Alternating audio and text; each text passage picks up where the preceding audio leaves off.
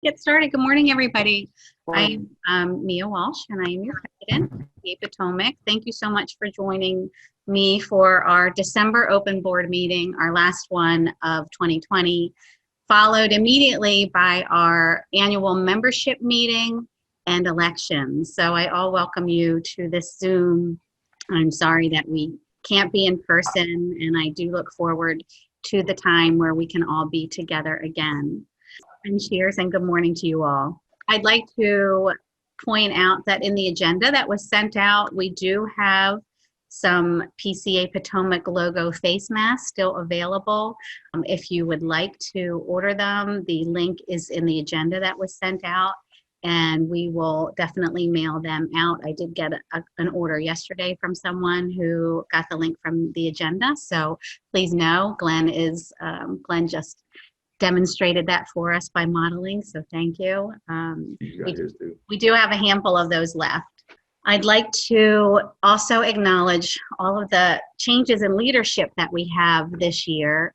And I'm going to start by two big goodbyes, which I will not get choked up about, but I do want to start with David Dean, who is our past president.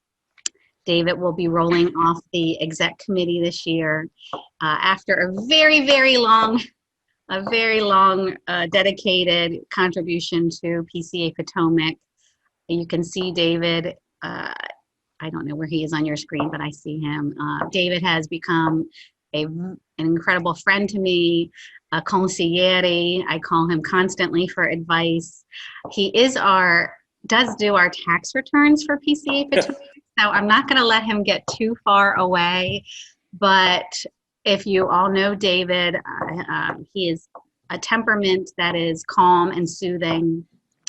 He's very sage in his advice and wise, and I have counted on him as one of my trusted confidants, and I'm really going to miss working with him. His wife calls me his track wife, and I'm fine with that. I do, David, I'm going to miss you. So, but you know that you're on my speed dial, and I'm never going to let you get away. The other one who is leaving is Ken Larson, who is our secretary. Ken has done an amazing job with us over the last few years, and he is a teacher, and in this pandemic for the last year has really had to work 80 hours a week with his students, and he is going to focus on 2021 with his academia, and will continue working in the volunteer role in many different positions in the DE committee, but he will be stepping off the board. Ken, I see you there. Thank you so much for all of your time and commitment to our club. I know you're not going anywhere, so we will see you again. And Ken has Movember for his entire year, so if you see his facial hair, you will always remember him. And so Ken, thank you for everything that you've done on the board. We will miss you. From the committee leadership positions, we had a couple people in 2020 who have stepped down or perhaps will be taking other roles. So I'd like to thank Steve Bobbitt for his commitment to autocross. He is stepping down as one of the chairs. Chip Taylor, who I don't believe is on this call, recently stepped down from the community service position. Our community service position is currently open. I was wooing someone to take that role, and he declined it last night. So if you know of anyone who might be a great addition to our leadership team in the role of community service, please provide that information to Gary, as it's going to be his job to complete his board. Gary, that's number one on your list of things to do on January 1st, unless we can secure somebody before that time. John Trubin has stepped down from Concord earlier this year, and Tom Coyle had stepped in, but John did have that role for many years, and he did a fantastic job, as well as training Tom Coyle. Tom said that he's been also an invaluable member during this transition, so thank you. Tim Kearns has stepped down from the safety role. In this particular economy, his business is booming off the charts. He is an architect, and he has decided to focus primarily on his actual job rather than safety. Tim, you will have seen if you attended any of our track events, whether it was club race or driver's education, and he has been a dedicated volunteer as well. Also stepping down from leadership is Diane Sullenberger. She is stepping down from the DE registrar position. So there may be something coming up for her in the future. And to that end, I'd like to welcome a couple new people. Bill Connolly, and I'm not seeing him necessarily. Oh, there he is. Cheers. Oh, and with a Bloody Mary. Bill, I read the email. You're going to be a great addition to the leadership team. It appears that drinking is often part of the requirement for our chair meetings, so it seems like you are jumping right on board with that. So good job. Tom Coyle, as I mentioned, he, I think, either emailed me or texted this morning and said he was not able to connect. He was having some internet issues. Alan French has taken a second leadership role, and he is being added as a deputy editor for the Vorgänger magazine. Gary's going to help us pronounce that properly. Alan's going to help Glenn this year and put in some processes and some different ways of doing things. So we welcome Alan to that role in addition to his autocross role. I'm sorry, his drive and dine role. And we've got Dirk Decker, who is stepping in as safety chair. So Dirk has been around, you know, pretty much since those monoliths started appearing by UFOs. I don't know, he might have been part of that process. But Dirk stepping back up to the leadership role in safety chair.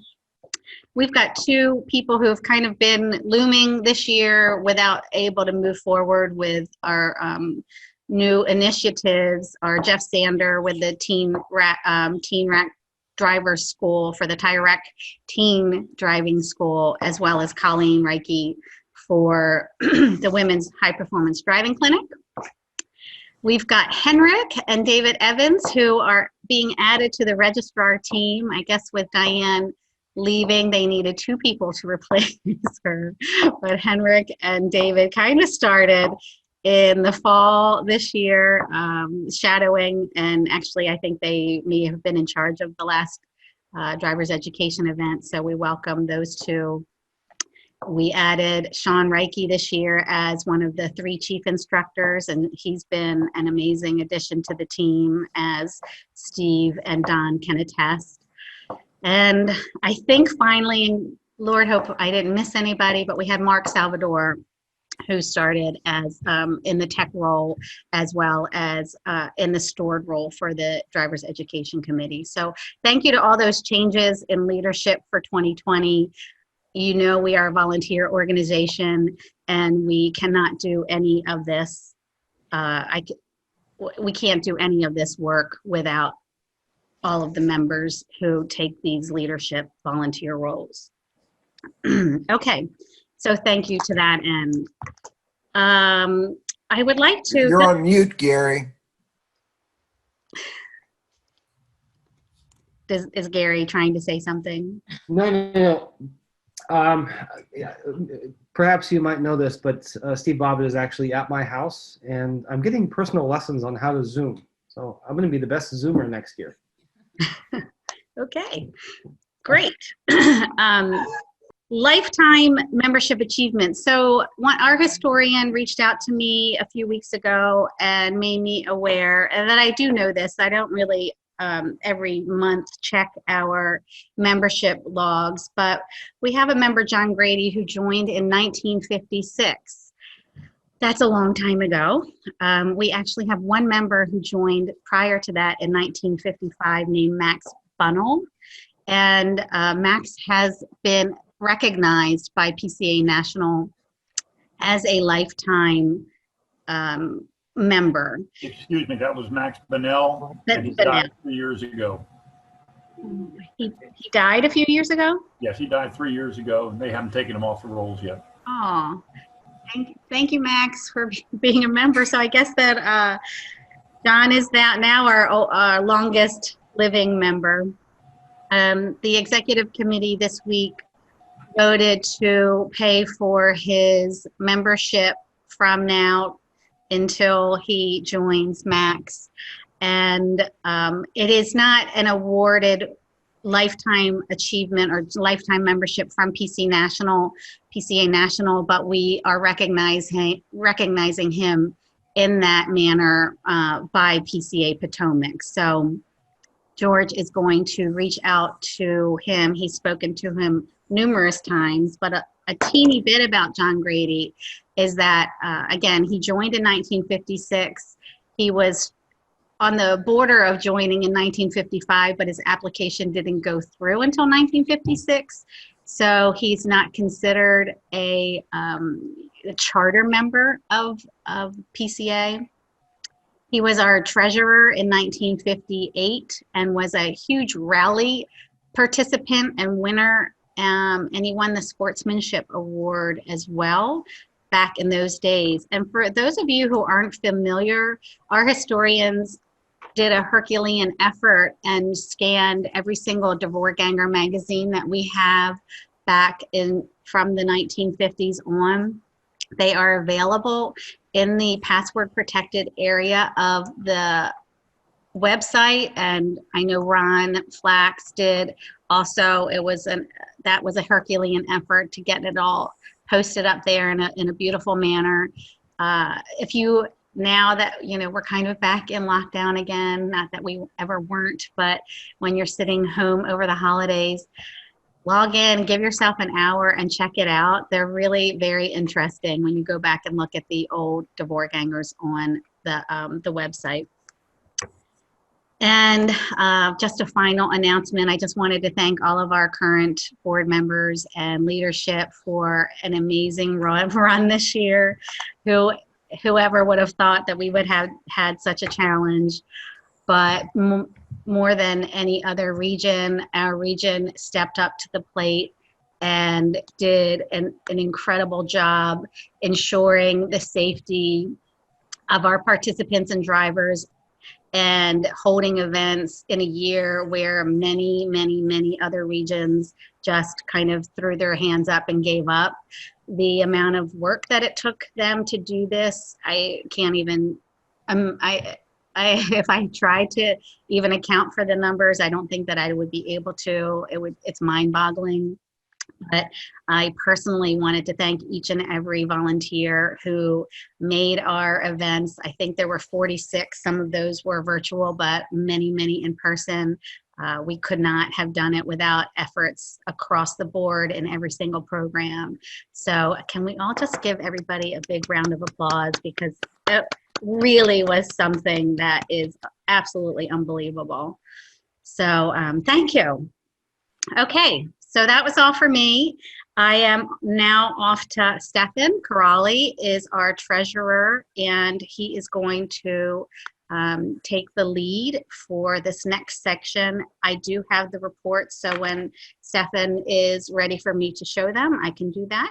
And so Stefan, you're up. Okay, thank you. Well, welcome everybody. Thank you for participating this morning. Just to second Mia's thanks to everybody. From a financial standpoint, I have to not only second that, but probably third it as well, because you've all done a fabulous job of holding all these programs, yet without having any financial impact on the club. We had basically a break-even year, which is something that we strive for, but we always like to have a little in reserve.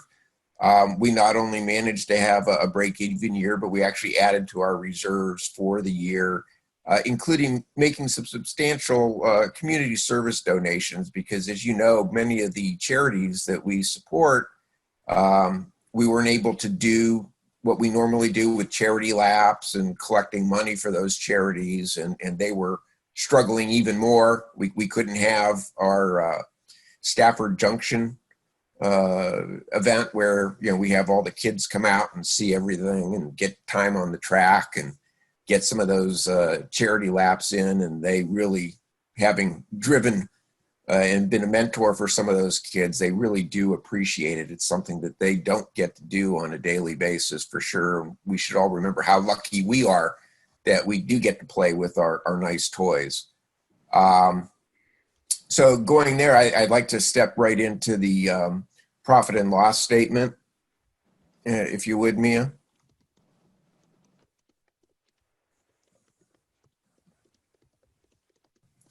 Okay, so here's our P&L for the year. And as you can see, revenues were down about $170,000, but that's okay because we did a really good job of controlling our expenses. And it was at the really detriment to some of our events where we had to limit people, particularly students. We had one non-instructed event, and typically when you have students, that's where you make enough money to cover the cost of the event. Our non-instructed event basically broke even, so that was good for us. And you can see that even though we had reduced revenues, we also had reduced expenses. We had some very tense moments at the beginning of the year, at the beginning of the pandemic. So we didn't get stuck with some big bills from certain tracks that were being difficult in the negotiations that Mia and Gary carried on with those individual tracks, making sure we didn't get stuck having to lose our deposits, which were some significant amount of money, as well as whether or not we could actually host an event in a time where you couldn't have more than 10 or 25 people gathered together. You can see here that we did have some extraordinary expenses for COVID. And these aren't all the COVID expenses. These are ones that are primarily incurred by the club as administrative type expenses where the board decided to spend money in certain areas. There are some other ones sprinkled out throughout, usually hand sanitizers, those type of things, or additional masks for volunteers. Me, if you could go up a little bit, you actually see that we actually made some money or had some offsetting revenues for some of those COVID expenses. We made about $7,000 worth of sales to offset that $11,000 worth of supplies for COVID. So again, in an era where we had to be extremely careful with what we spent and what we're considering our reduced cash flow in.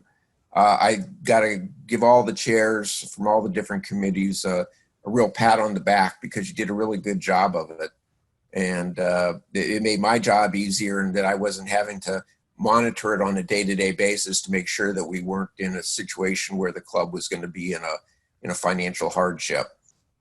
If you look down through the rest of the expenses, you'll see that club race gifts are up over last year. That's primarily a classification expense or difference. Last year, many of those expenses were categorized as just miscellaneous expenses. We then spent the year, and Pat and Donna did a good job of laying out where each expense should be charged. And so now that we have that template, if we continue to record them the same way, we'll have a more apples to apples comparison each year. Looking down at that, the big thing that we did this year that you don't see from last year is if you look at community service donations, we sent out $8,000 to all the charities that we support. And that doesn't include the $5,000 that the board voted to send to Summit Point for safety improvements. The Summit Point's done a good job, but anybody that was around Club Race realized that there were some issues around turns 9 and 10. So we specifically earmarked those funds to use for safety improvements at Summit. And I think it's a good policy for the club to support Summits. This is our home track. And they work with us very well this year in, when we had to cancel events and making sure that we didn't lose any deposit money, as well as providing a lot of the COVID safety protocols at their facility so that, we didn't have to worry about making sure we had sanitizers in the bathrooms or in the classrooms. They took care of all that. And I think Summit Point did a good job this year with that. You go down further through the expenses there, and you can just see the general trend of incurring less cost. And that's because we had less events. I mean, the biggest thing you see is in track rental.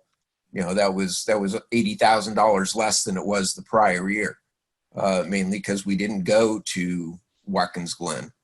The thing here, though, and what makes it so good is those are basically fixed expense regardless of the number of participants that we have. So even though we had a reduced number of participants, we were still able to be fiscally responsible and run our programs. And even though we had the same expense, it's not like we get a cheaper rate from the track if we have fewer participants.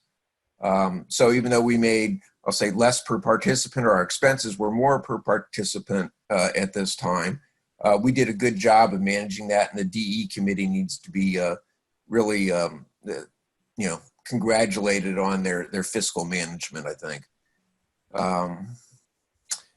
If you go all the way to the bottom, then you can see that we ended up with a surplus. Keep going. There we go. Of about $25,000. Now, I understand that there's still some more outstanding expenses to come in for this year. And as soon as I find out what those are, we'll go ahead and update that number. But again, given the circumstances that we were in this year, I think every chair and every committee should be commended for what the good financial management they did this year. Okay. Any questions?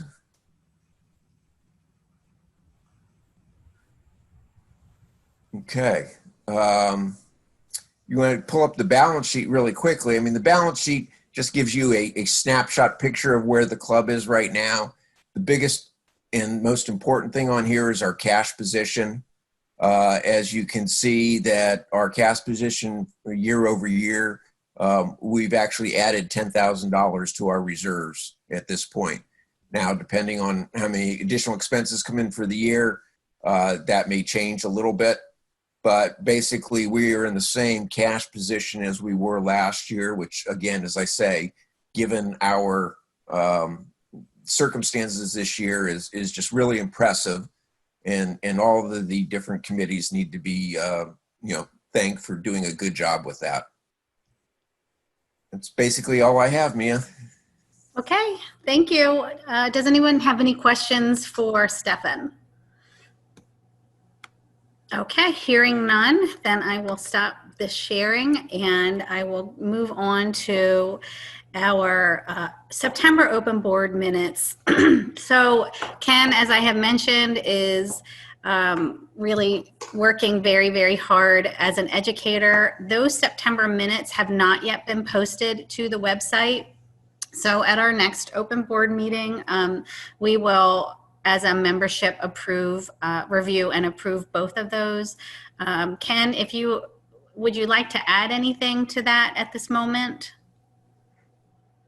I have the minutes, I can read them if you want, but they're not posted. I think it's easier for people to read them rather than verbally going through them all. If you would like to share the screen, you can do that, and then maybe just pick a couple highlights. Sure. I'm not sure how to share on Zoom. We use a different program here. Okay. You should maybe in the bottom have share screen. Yep.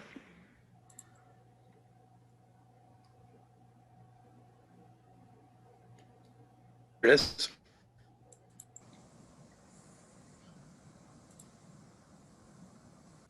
I believe you can see it now. Yes. Okay, so we had our announcements, we had our new members, we had 16 new members at that one, so we had a lot more people there as well. We went over the Treffin that had been the week prior. So they had over 340 attendees even through the COVID. And then Stefan had the treasurer's report. Overall, still good shape. Region refund, we had about $9,000 there in the middle. This is where Nationals gives refund a portion of the annual membership back to the regions. We were hoping to break even, which is the goal for every year. And we clearly, even though we had higher expenses for COVID-19 and PPE, we were doing a really, really good job of making sure that we invested that money where we needed to, but all those different committees were very good about being aware of it, but we tracked them separately. We had the overall June minutes. We presented the slate for Mia as past president, Gary as president, Diane as vice president, Stefan as treasurer, and Steve Bobbitt as secretary. We had David Evans and Tony Pagonis were on the nominating committee. Mia went over the COVID-19 protocols. This was in September. And we went over a PowerPoint presentation to go over PPE for instructors, all the way that we would wipe things down, face masks, temperature checks, distancing. We went over the different ways we were having one-way traffic to go through to have people settle in.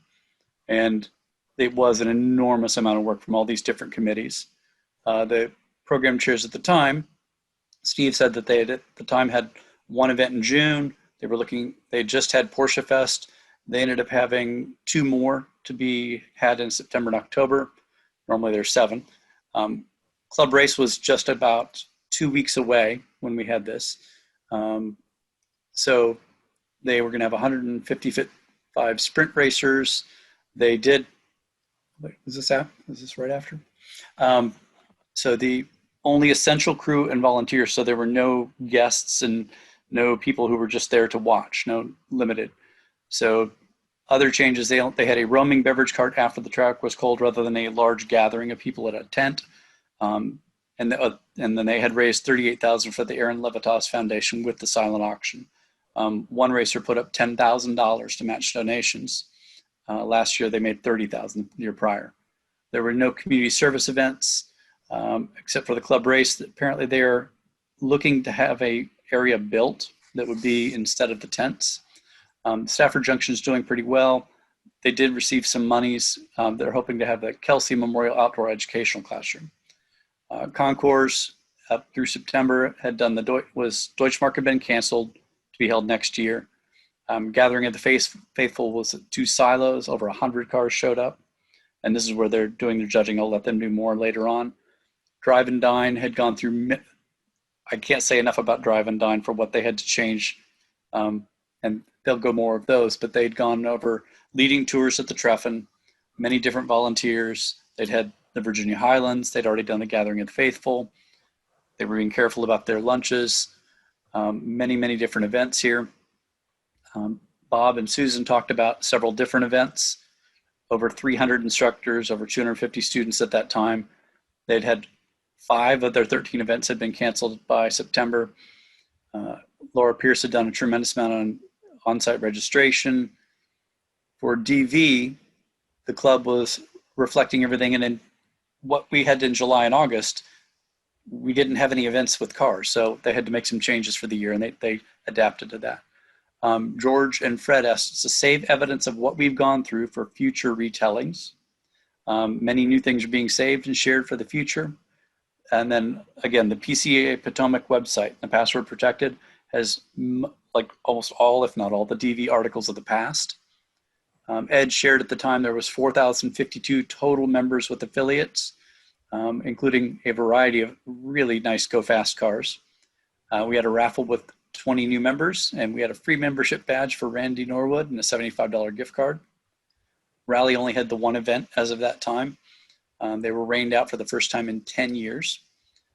Safety at the time was Dirk reporting for Tim, and we were our protocols were requested to provide information for other regions how we've been doing it. We've had some electrical vehicles on the track, and we'll have to come up with new ways for that. Social at the time, well, we were prepared. Right now, pretty much all of our events since COVID have been canceled for the large social, and that's to keep everyone safe for all of our members. Bill Schwinn has different areas for social media at PCA Potomac. If you take the photo, Make sure you give credit to the photographer, and if possible, blur out the license plates. Over 1,500 followers on Facebook and a large number on Instagram. Technical inspections, there was no free tech inspections because we couldn't gather those people and do everything in the indoors the same way. And then Ron demonstrated how to log onto the website, how to access minutes and DVs and so on. And if you have information, email Ron. And then the meeting was adjourned at 8:50.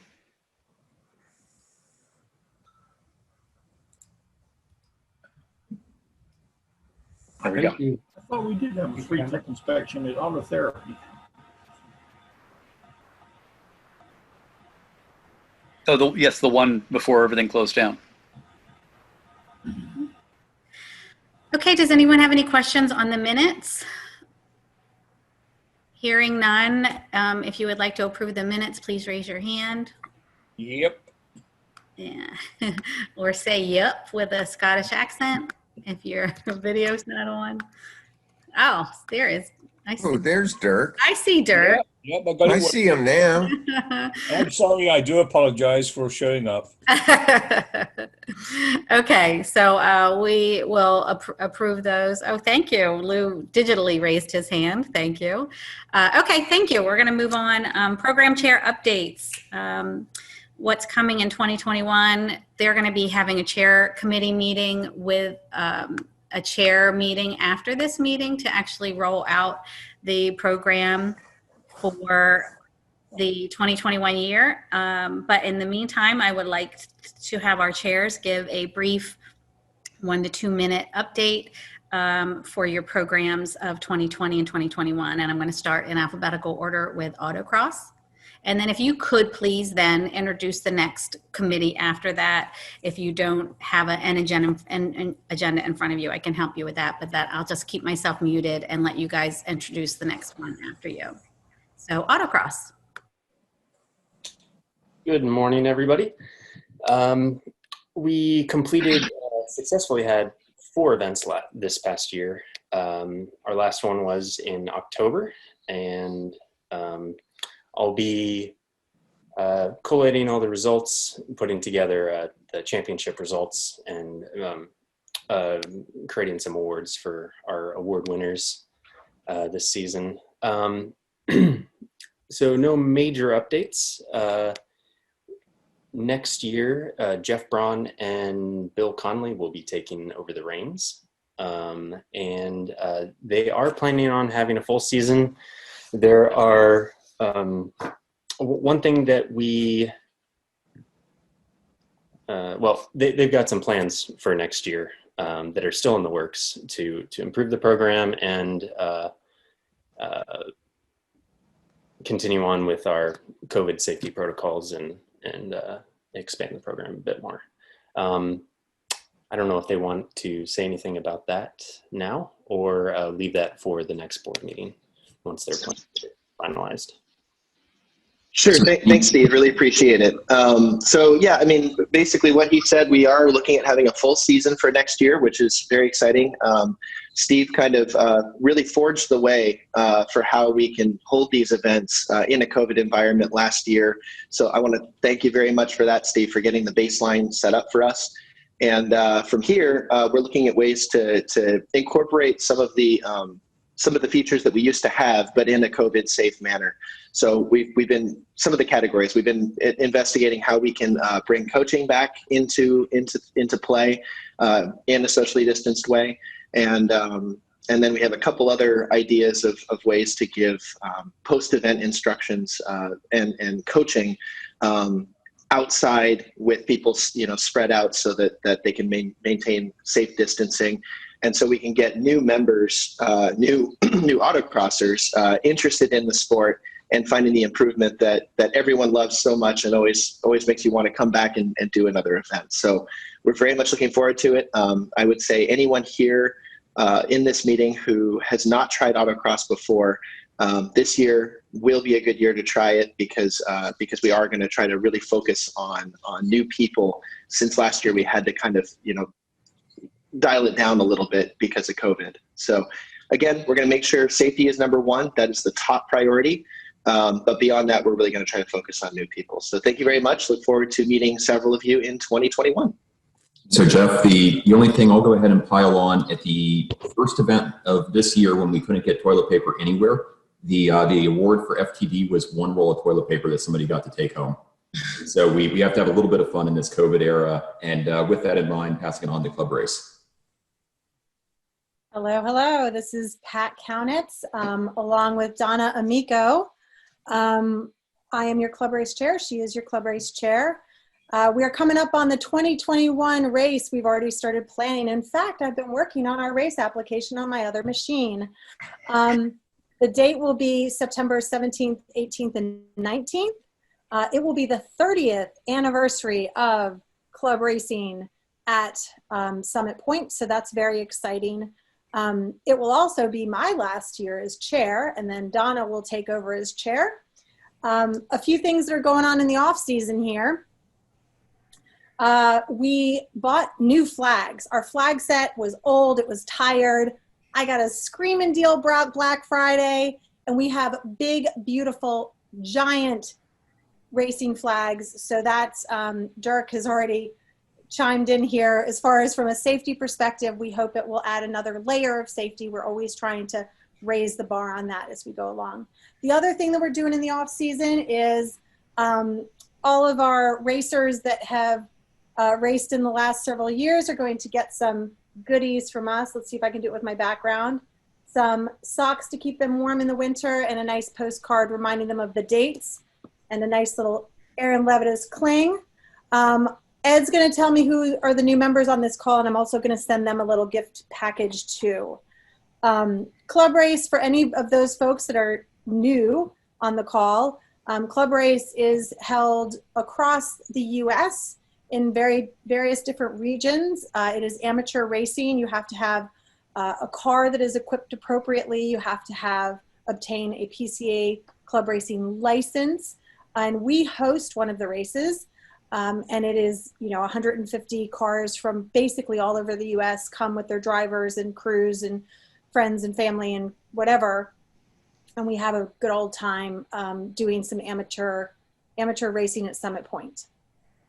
Okay, any questions? I'll look at the chat. No questions. All right. Hey, can we get our socks from that guy that does the socks for George Bush? Somebody's crazy socks. The guy that's got autism. George, if you told me last year, I could have gotten them from them. But next year is going to be a new set of swag. So we're getting rid of the socks that we have, and we're moving on to the next one. Is that where we got them last year? No, I got them out of a company in Canada via Turkey, or Turkey via Canada or something. Well, maybe we can get them next year. I don't know. I just thought that might be neat. Yeah. Okay. Community service. There's nobody in the community service role right now. I will go ahead and say that on behalf of the work that we did at Club Race with the Aaron Levitas Foundation, we raised $37,000 this past year, but overall in the 3 years we've been partnering with them, we've raised about $80K.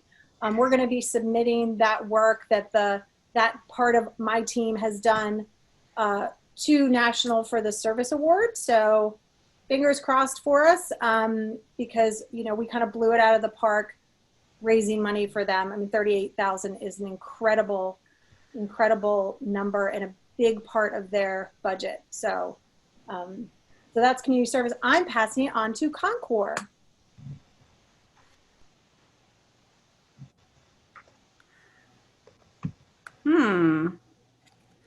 Okay, I don't see anyone from Concours on the call, so I am not muted. We did, as Ken mentioned, we did have one Concours event, which was wildly successful. And I know that they are continuing with at least 3 or 4 of their standard Concours events in 2021. So I will now pass it off to Drive and Dine. Okay, thank you, Mia. On behalf of Alan, want to thank you and everybody else for helping make Drive and Dine successful despite it all. this year. For those of you who don't know what Drive and Dine is, for those of you who are newcomers, there are three main things that we do. We do day drives to cool places like restaurants, wineries, breweries, museums, wherever. We do overnight drives to hotels and more breweries and wineries and restaurants, etc. And then we have 2 Saturday brunches a month that traditionally Drive and Dine has been pushing those. Of course, they have taken on kind of a different flavor and frequency given the COVID. Despite the issues that we had with COVID, meaning that pretty much the first half of the year, other than the couple brunches, we were basically doing virtual Drive and Dines late at night in our bedrooms or wherever we have our computer. We ended up doing 10 brunches, 5 since August when we resurrected the Virginia brunch. We've done 7 day drives, 3 virtual D&Ds, of course, 2 overnighters, 928 Frenzy. We supported Treffin and a partridge in a pear tree.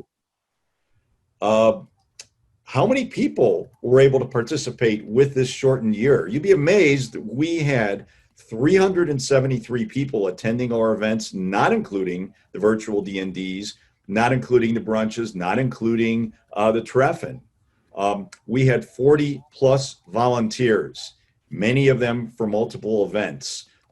Many of our regular volunteers were also volunteers for Treffin. So obviously I want to give credit to Alan French and Sarah Cameron for the leadership role they took on Treffin, as well as you, Mia, but also Jim and Gina Moser, Leroy and Marilyn Mills, John and Mary Lou Whistler.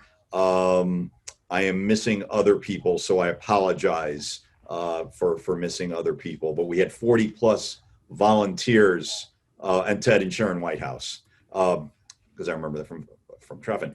Many of them obviously for volunteer events. We had for multiple events. We had 63 cars for the 928 Frenzy, the thing that Greg Nichols does every year. They didn't have a drive this year for various reasons, but hopefully they'll be able to resurrect their full schedule next year. The big challenge we did have were the limitations on the number of people that we could have for events. That was a big challenge. We had to kind of alter the way we do things, such as doing virtual drivers meetings, sending the maps electronically out before the event. But Alan and I somehow figure out ways to make it work. Next year, we are planning 5 overnight events, count them, 6 or more day drives. Hopefully we can restore the 3rd Saturday brunches to Maryland when it's safe to do so. We have a lot of limitations associated with that. And anything else you want to add, Alan?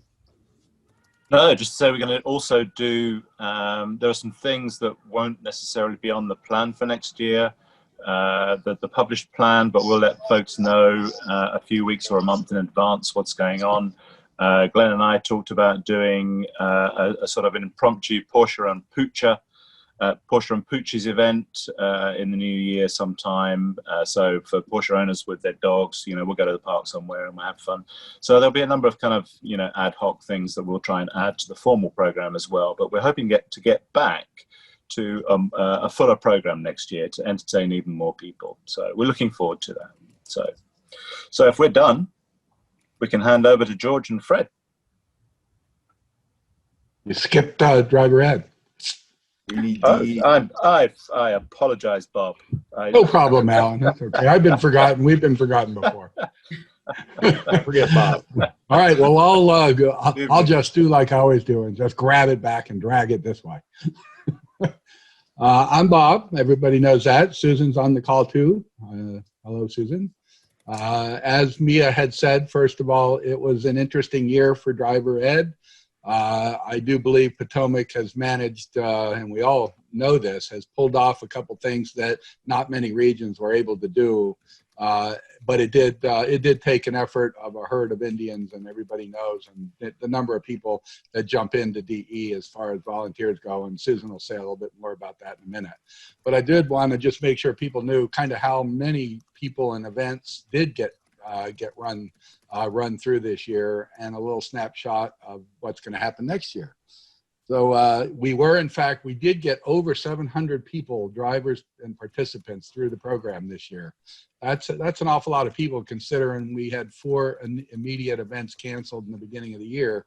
So over 700 people is a really good number. That's north of 200 students, between 200 and 300 students, and we had near 300 instructors participate in various programs. So that's a huge undertaking. We had six DE events, 4 we managed to have in-car students, and that's where Potomac really stepped up, because Mia brought up that many people just kind of punted and said, oh, this is just an impossible task, so we'll just shut down DE. We not only didn't shut down DE, we didn't make it solo only.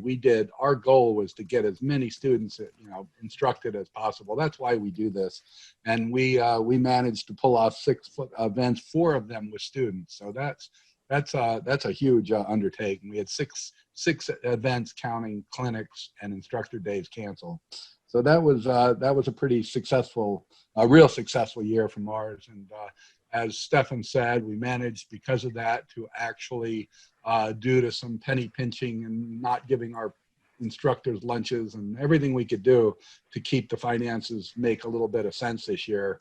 I think we all should be proud of ourselves, and everybody did a fantastic job. And so that was last year. So next year is going to be easier, right? So next year we actually have had some meetings on this, and we're going to do everything we possibly can to get a pretty normal year. At least at this point, we are all systems go. Jay is booking tracks as we speak. We're going to have pretty much a normal year, is the way we certainly hope it's going to go. But so people know, basically we have 8 DE schedule, which is a pretty normal type year. We've got 1 regular HPDC. The first clinic in March will not happen, but the second one later in the year will happen. And then one of Mia's close to her heart is we're trying to put together a women's clinic somewhere during the year. So you're going to hear more about that. And then we have 3 instructor days scheduled for next year. So it's going to be, they start in March and they go just like normal all the way through October with several instructor only. We're going to find potentially some new ways to teach people techniques of lead follow. It's not that we're going to ever turn away from in-car, but we want to add that element of being able to teach from outside the car. It's more difficult than people know. Anyone that has tried it, and Dirk has some real firsthand, and several people here have some firsthand information on how difficult it really is to teach a student without being in the car. It's harder than you think. So I'll stop rambling, but the point is we managed through the help of a lot of people to make this a really strong year. So I thank everybody. And Susan, you have something to Bob, add? this is Jeff. Can you hear me? I have a question. Sure.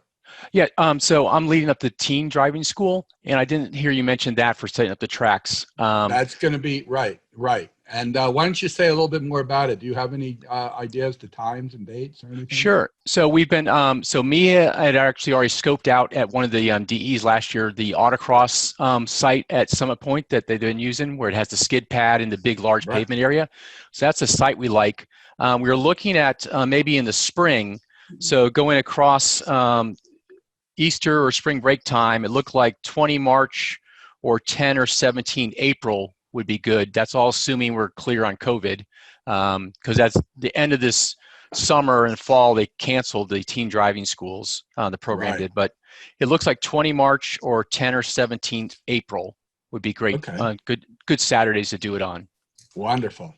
And by the way, anyone that's not familiar with those teen driving efforts, they're just phenomenal. The feedback that you get after the fact, and it's just overwhelming as far as what not only the drivers but the parents of drivers, and it's a very strong program. So thanks, Jeff. I didn't know whether that was real, had gotten to that point, and that's wonderful. I knew it was in the works. Great. Thank you, Bob. Bob, may I ask a quick question as well, please? Asking for a friend, wink, wink. If someone wants to start doing DE next year, If you're not doing an early HPDE, how might they engage in the program if the only HPDE event is going to be later in the year? Well, this is a great segue to what Steve Bobbitt was talking about, getting into autocross. Autocrosses hopefully will start early, and it takes, is it two plus a school, and you're qualified, or 3 autocrosses. So that's the best way to do it. We apologize. We looks like our March HPDC is not going to most likely happen. So that would be the most expedient, plus any other driving experience with another club. A similar type, Audi runs the exact are a very similar program to our HPDC. Okay. But autocross is a great way to get in, and then we talk to them. Okay. The thing is that many other regions just, I mean, and I understand the ups and downs of that. Many other regions just start out having people participate in their first event. And I understand perfectly, because I've been there, the people who just haven't had a classroom, haven't had this, haven't had that. So, aside from the autocross schools, the basis and, what we're so happy we were able to accomplish this year was having students participate, as students got experience, and they're going to be the future of whatever. Right. I'm not going to be around forever. So is there a way that we can, maybe look at that program and say, well, if you had one autocross school and some instruction that, maybe we can get you into a DE? Well, George, this is part of sort of we've kind of worked ourselves into a situation where we're so successful, we can't stay ahead of that. The problem is we're now already are running wait lists of up to 30 people at an event for green run group. And that's our problem. People are starting to get unhappy with us because the odds of getting off the wait list is not as high as it's just not as promising as we'd love it. Okay. So the clinic is a great way to first weed out the people that think they want to do it and don't. So that's why we're kind of adamant about that. That's a good way. And that gets that can get, north of 33 people through the program. So that's why we try to do clinics. But it's a good question. You're right. Most people let you jump right in, but they also don't have quite the participation, I think, that we do. Or necessarily the safety. Right. Or necessarily different. Yeah, I think one thing we need to look at for this coming year is COVID. It's even if everybody starts getting immunized in December, and it's not going to happen because the immunizations aren't there. Really, we're looking at getting the population immunized into the spring. So that's the reason that we had decided that we weren't going to really be able to successfully and safely hold an HPDC in March, like we always do. It's a medical thing. It's not anything that any of us want to not do. We'd love to do it. We love doing the HPDCs. The issue is that it takes an awful lot of face time to do an HPDC the way we do them. And all of us sat at a Zoom meeting as we do, and said that we just don't foresee being able to do that. Now we have the time scheduled at Jefferson, and if something amazingly happens and COVID goes away, then we can talk about this later. But at this point, we're not planning on that HPDC for medical reasons, not for any other reason. So, just kind of bear that in mind. And as we go forward into next year, we're planning on an entire full schedule, but the first part of it in our minds, knowing that we might need to adjust it again. So, we can't turn away from reality, but that's really where we're going. And I just wanted to step in here and say, most of us on this call know all of the work that everyone did, starting with Mia, because she's the one that just said she wasn't going to give this up. And she took her free time and worked like a crazy person to get everything put together so it would meet everyone's criteria. And then the registrars that got to deal with all of these people, calling them and texting them and making everyone crazy, trying to get everything straight and, saying, oh, well, we already got COVID, can't we all come? You remember that, Diane, right? At VIR. The instructors who were willing to get in cars with people, because there were some that just couldn't because they have, elderly people living at home with them and other issues. And then these students that chose to come out anyway, because they were going to have somebody in a car with them once we started getting instruction rolling. So we want to really thank the whole club for being there behind us and being there with us and working like crazy people through it all. You know, wearing masks through tech lines, you know, doing the temperature checks. It was a huge undertaking, and it just went amazingly well this year. And we all need to really thank everyone that's done that. We all got really sick and tired of Zoom calls, right? But we did it, and it worked. And in fact, it's become a template for the rest of the country to their instructed DEs. And we've had all kinds of reach outs from other venues asking us about how we did it and what could be done to improve it, et cetera, et cetera. Yeah, that's an excellent point, Susan. The number of people, the requests that I got for information, it's amazing. And particularly, again, Mia put together a tremendous amount of information, and you can't say enough, but that really made us look just outstanding to the whole country. And they've used it as a model throughout, and they're trying to, other regions are trying to find a way to implement pretty much the way Mia had it in mind, and it all worked out. So, that being said, we're going to schedule everything just like we would, assuming that we can go through 2021 as we wish to. A back point about 2020, when we started having students, one of the big holdups was that, number one, we couldn't put more than a certain number of people in the classrooms because you had to have the 6-foot distance. Then number two, we couldn't do two students for one instructor. So that was the limitation. And unfortunately, that meant that we couldn't have our full normal number of people in green and in blue in the instructor groups going through.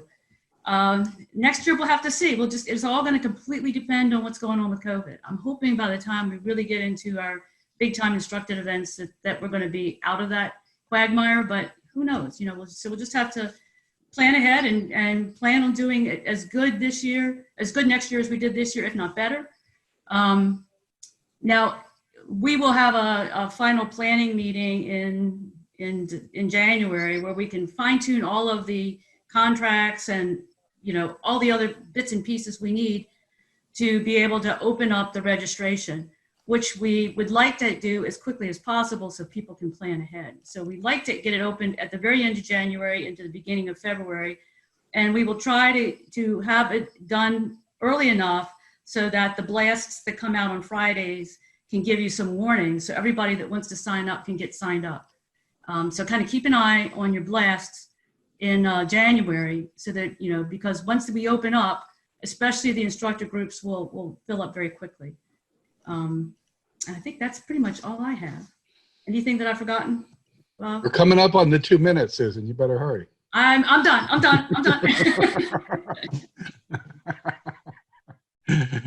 Okay, well, thank you, everybody. It's a tremendous effort.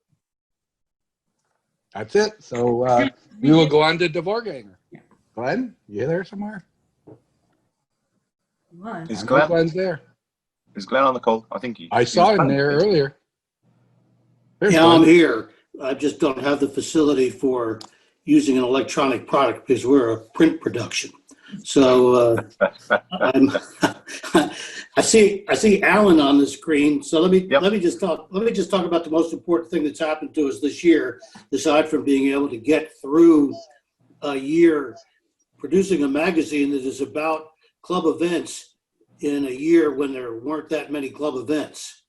And we had to turn to a lot of volunteer writers who produced special pieces for us. And I think the magazine, we did a pretty good job of being able to not just fill the space, but to have it be an interesting publication. And this was due to a lot of volunteer writers who wrote special pieces for us, for which we are very, very thankful. This coming year, I'm very excited by the fact that Alan French is going to be joining me as deputy editor.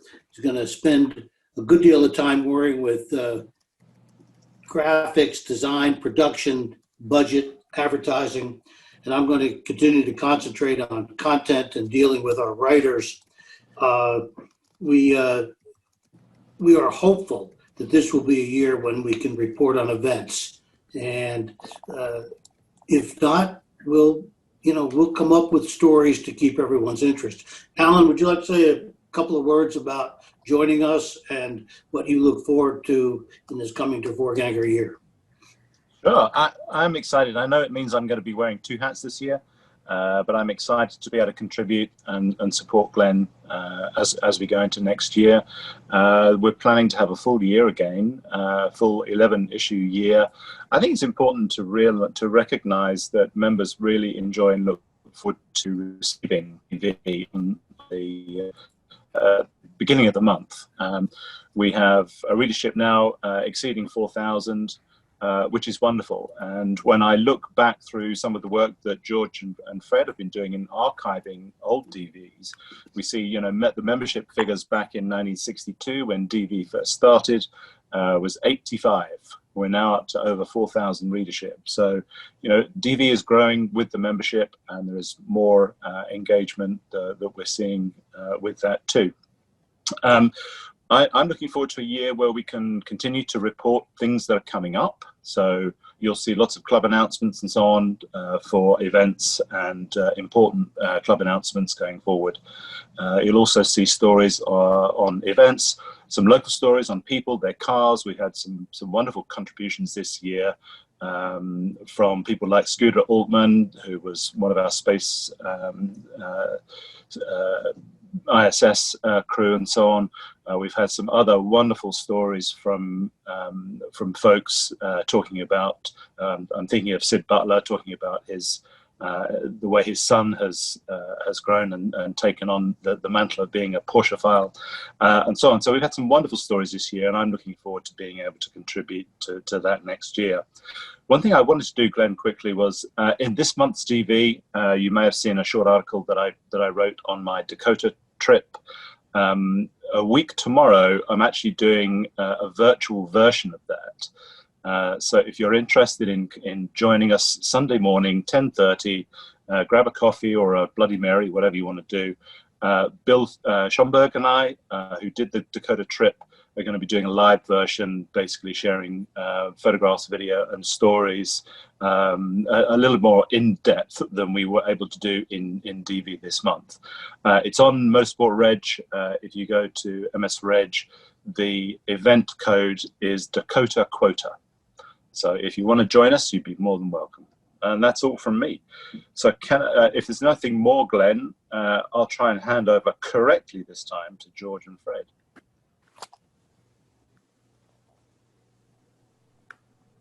Fred? George, Fred, historians. George, I know you're there. Yeah. Okay. One thing is, thanks to the people that sent me their 65th anniversary decals that I was running out of, since I was supplying those to the people that sent me an email on those. If you have any extra, keep a few for your program, but please send the rest to our central distribution point, which would be me.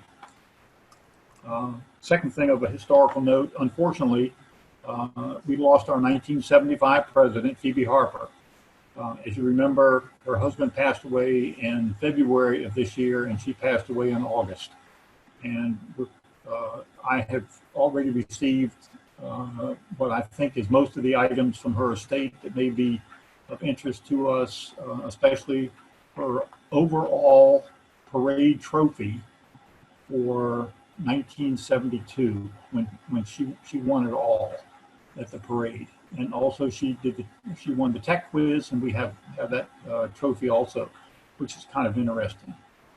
And there's some other things that I hadn't seen before that will be of interest for our archives.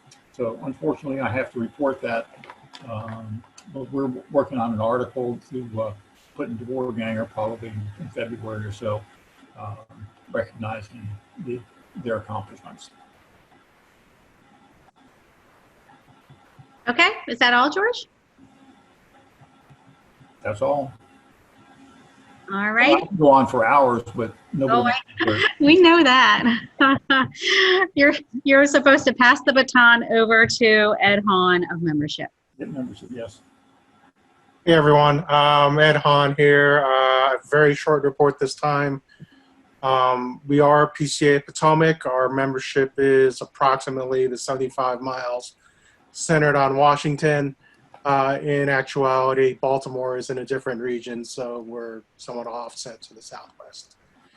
As of the 1st of December, we had 2628 primary members, 1367 co-members, 23 dual members, and that makes for a total of 4,018 active members. This is a little bit of a drop since last time, but that's kind of normal for the season. Fewer people get Porsches in the fall and winter, so membership numbers tend to be smaller. This time I'm going to do a state breakdown by primary member. We have 162 members from DC, 800 members from Maryland, 1,503 members from Virginia, and 32 from West Virginia. On our rolls are also people from 36 other states and territories and jurisdictions, et cetera, et cetera. So that's my report. Okay, Rally is not with us today, so I will pass it off to Dirk and safety.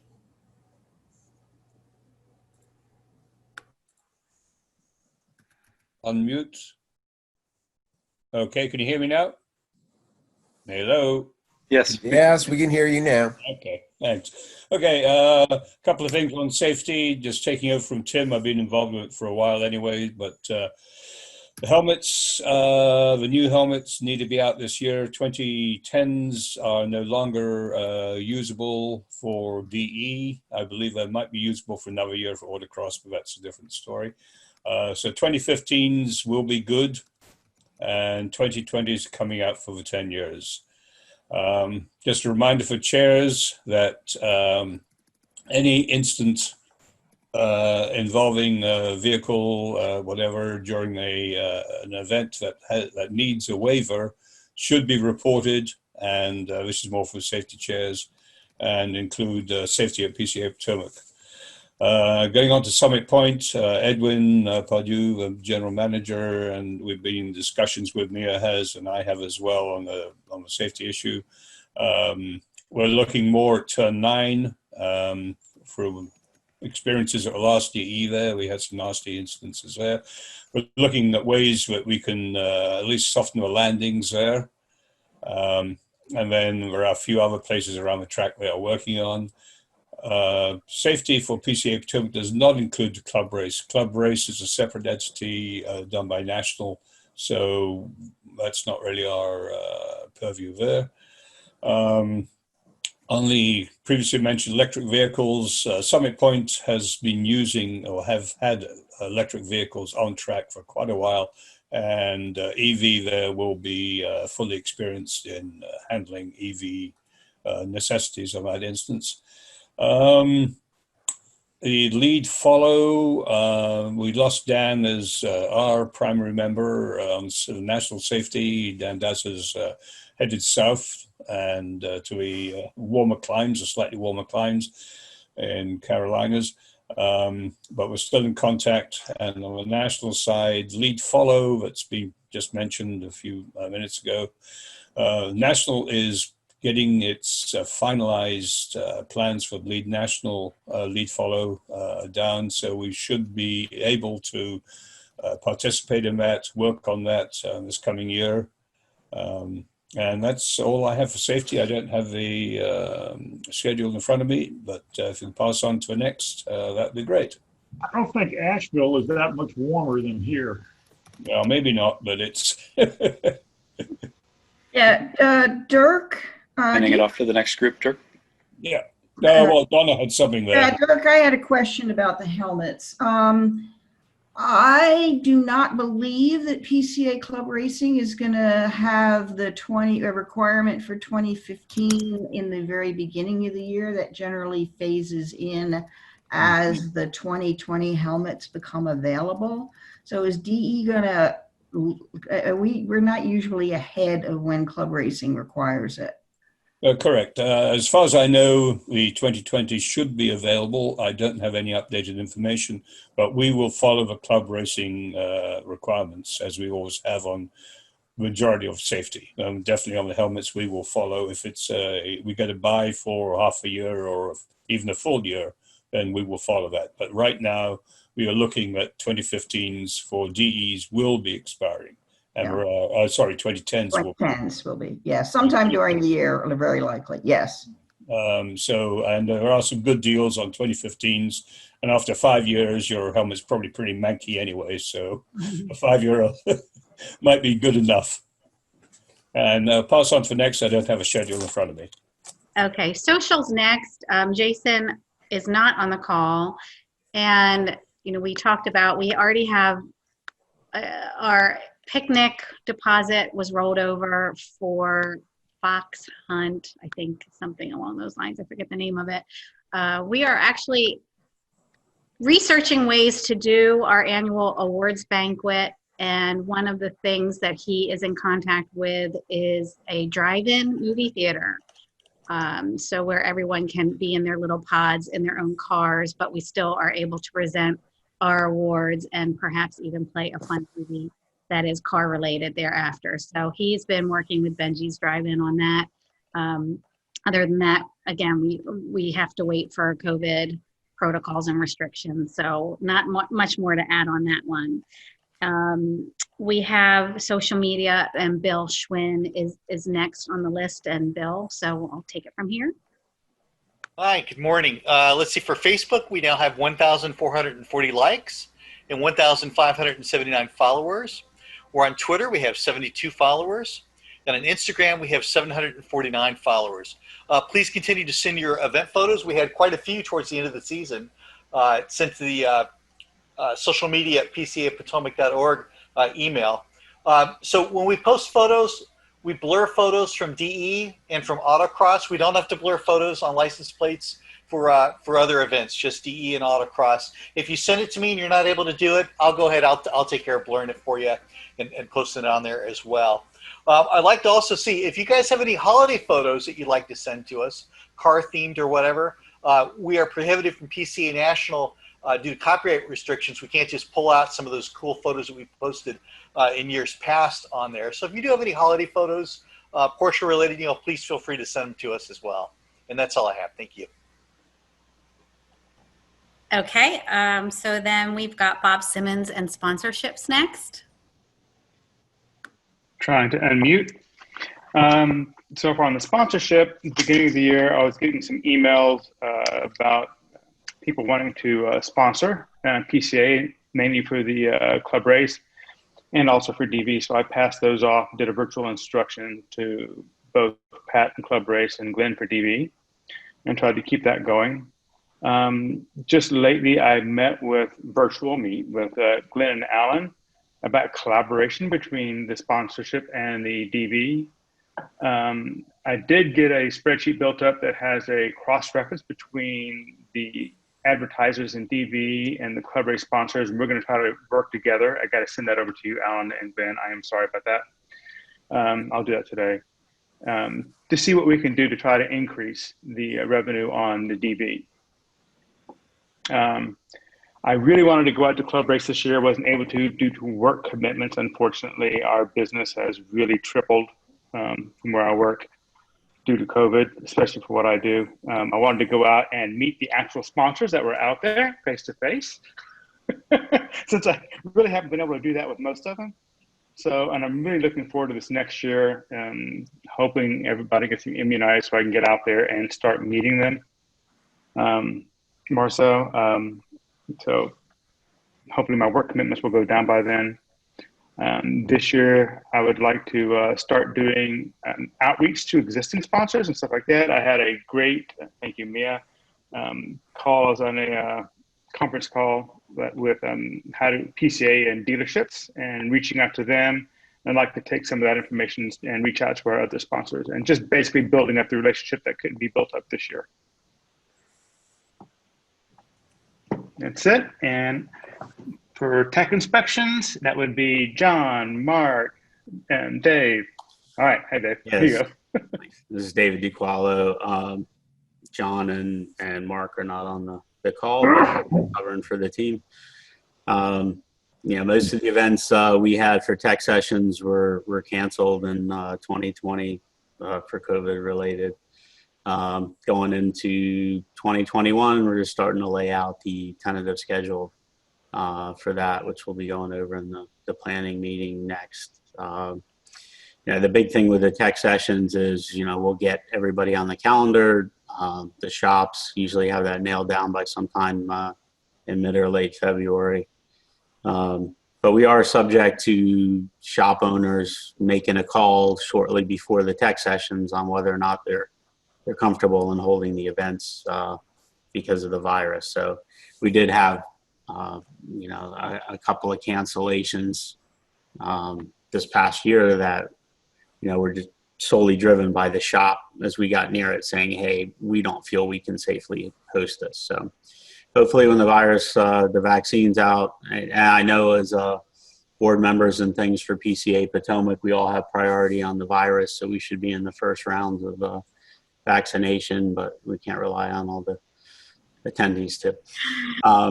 The other effort is Grid Tech at the track. So we appreciate the fact that we had some new volunteers helping to get that through. We always appreciate people hopping on board at Grid to help out. And if anyone out there is interested in participating in the program as an inspector this season, just send an email to tech at PCA Potomac, and we'll put you on the email list for the events. So with that, obviously I have some coordination to do with Dirk as we head into the season to get the 2021 tech form updated with current information, particularly with respect to helmets and what that policy is going to be. So I'm not sure if Christian Murphy, the volunteer coordinator, is on. Christian, are you on? Yes, I am. Hey, how's it going? Chairs, if you're in need of additional support, please feel free to reach out. Don't feel stressed. I can help you try and find additional resources. So I know it's been kind of a weird year, and some of us are trying to figure out the best way to run things. If you need help, just say it. There's plenty of new members who are probably eager. I don't know if you want to add anything else, Mia, but excited to see where this goes. No, thank you. Thank you, Christian. Next, and not least, but saving the best, is our website with Ron Flax. Sure, thanks, Mia. So interesting year this year, obviously. I guess I look back at a couple of things that were unique this year. We rebranded the website because we had a winner for our logo contest. So we had a new logo go up, and that, of course, had us go in and change all the pages within the website with the new logo and information.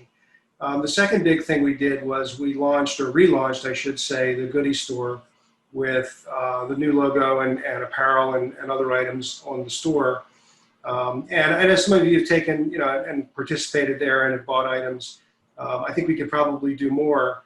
And I guess what I would ask is if there are things that you are looking for on there that you're not finding, let me know, because I can refresh what's on the list and what's available for purchase.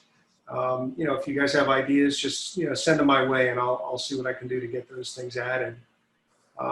In addition, this year, obviously, we had a lot of changes to the website as the year went through.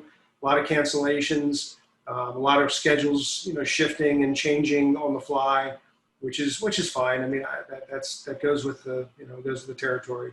And then, of course, adding things back in as we sort of ramp back up and added events, which was very encouraging and very good. Looking ahead this year, looking forward to getting up all the new schedules from all the program chairs and any other changes that any of you would like to make to your program-specific pages. Happy to make those. And then finally, if you're aware of or if you notice anything that's sort of incorrect or broken or maybe missing links, things like that, let me know about those things too, so we can get those corrected on the site as quickly as possible. With that, that's all I have.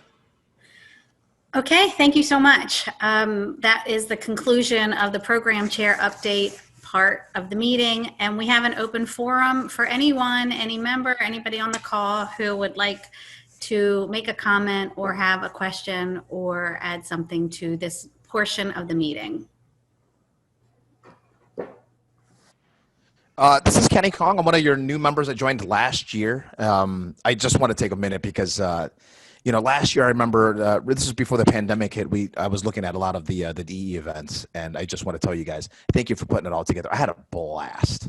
I joined last year hanging out with Steve Bobbitt over at the autocross, and I said, next year I want to make sure I get some track time on here.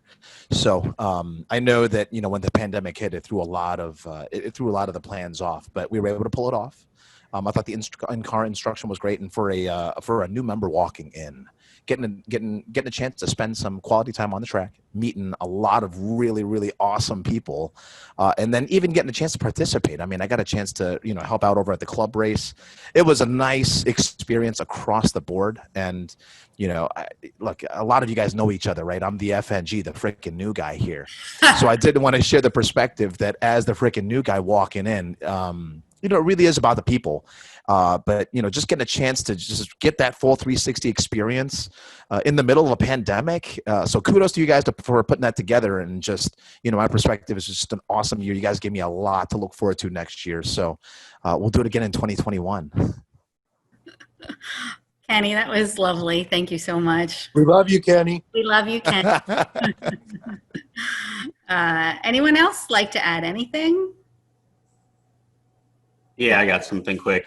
Okay. I'm going to single somebody out here, so apologize in advance for any embarrassment. But Mia, you did a phenomenal job this year. So thank you for your leadership early in the year when everything was kind of going to crap. You stepped in, you helped pull everything together. And I think PCA Potomac was a place people could go for some normalcy, the happy hours, everything else, getting the programs back in order, getting contracts canceled so we didn't lose money, all that stuff. You spearheaded the effort, and it was a great job, way over and above what any president in the past has ever had to do, I think. So thank you. Thank you. Bravo. I appreciate that. And I have been pronouncing your last name wrong for about 12 years now. I always say DeQuillo, but it's DeQuallo. Well, you're Sicilian, you're not Italian, so I didn't really. Bigualo. So thank you. That means a lot for me, David. I know that you aren't always out there putting compliments to everyone, so that means an extra special amount that it came from you. I appreciate that greatly. Okay, so that being said, we're going to end this portion of our meeting. So it's 11:27. This portion of the meeting is over. Or we motion to adjourn. Raise your hand. Motion to adjourn. Hey, real quick, I didn't get a link for the follow-on meeting. This is just going to continue. Okay, all right. So now, okay, now I'm going to say 11:28. We are starting our annual membership meeting in 2021 elections. So I'm just going to read a little intro about the elections. I have Gary is going to be in charge of our polling. So I want everybody just for a second to kind of hover your cursor over at the bottom when your toolbar pops up. When I give Gary a motion, to do, he's going to send out a poll. So this is completely anonymous. Your voting will be counted, but it will be an anonymous vote. And so we're just going to see how this goes. So in accordance with PCA Potomac's bylaws, the 2021 executive officers will be elected by the membership today at our annual membership meeting, which is being held right now. The announcement of the slate, along with the request for any potential nominations from the membership, was published on our website in the Devorganger magazine in October 2020 and is still currently posted on the website. So our past president, did we receive any additional additions to the slate or nominations? No, we did not. Okay. So that being said, the slate of 2021 officer candidates, which were proposed by the club's nominating committee. And again, thank you to Tony Pagonis and David Evans for sitting on that along with David. Your vote is very important to PCA Potomac, and we provided an email ballot. David, did any email ballots come in? No, none came in. And that is not unusual. So we are now doing our first virtual polling. And so I, as president, am automatically moved to past president, so you will not be voting on me. Gary Baker, as current vice president, will be automatically moved to president, so there's no actual voting on him either. And so Steve, I'm going to, Steve and Gary, ask you to put out the voting poll, and let's see how that goes. Fingers crossed.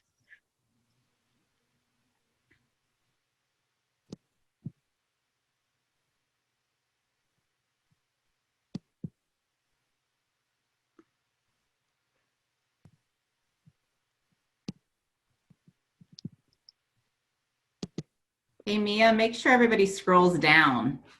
I don't know if they'll submit without it, but there are 3. There are 3. I mentioned make sure you scroll down and then click the submit button. And next.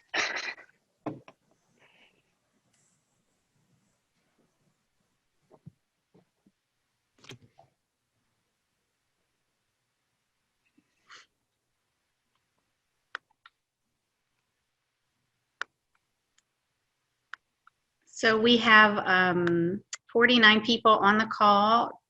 Is there a tally of responses? I can't see what you guys are seeing. So Gary and Steve, you guys are going to have to lead this part of it. If you have a share screen capability, if you want to share the results, you could do that.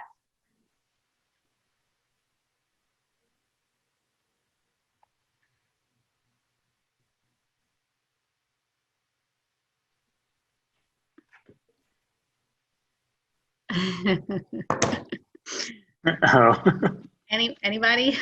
Class? I just got a text from our. Come on, Steve. Our past president. Questioning voter fraud. Is there any voter fraud going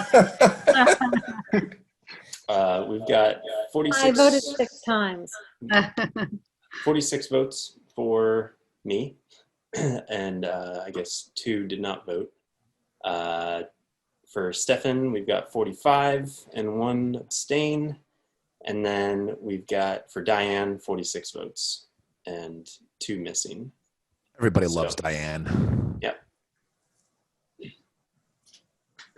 That appears to me that our slate has been elected. Thank you to all of our new leadership. Your roles will officially begin January 1 at 12:01 a.m. I don't think you're allowed to back out, so we will look forward to having you all as our leadership for the upcoming year. And I thank you in advance for you giving your valuable time to this organization. And there we go. So that at 11:32 will now conclude our annual membership meeting. So thank you once again, everybody, for participating for our hour-and-a-half meeting. I really do look forward to the time. I make a motion to adjourn the membership meeting. Thank you. And seconded, and all of the people say, thank you. And again, thanks again. I hope everybody has a wonderful holiday and New Year's, and that we all get some kind of normalcy back to us in 2021. So I'm going to end the meeting. Have a great day, everybody. I appreciate it. And all chairs, you guys know you have a separate link at 12:30 for your chair meeting. Okay. Bye, everybody. Thank you. Bye, team. If any chairs are missing Bye. that link, Thanks, man. just send me an email and I'll send it out again. Okay. Thanks, everybody. See ya. everybody. Have a Thanks, great everybody. holiday. If I don't see you Bye. again. Bye. Bye.